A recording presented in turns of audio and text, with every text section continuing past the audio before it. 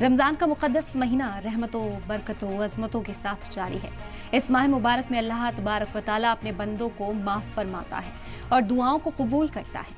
माह मुबारक के दूसरे अशरे यानी मग़फ़िरत के अशरे में रब्बुल आलमीन गुनाहगारों को बख्शिश फरमाता है। रमजान का महीना हमें सिर्फ रोजा रखने की नहीं बल्कि अपने दिल और जहन को मजबूत बनाने का भी मौका देता है। इस पाक महीने में दिल को सुकून और जहन को तक़वियत मिलती है।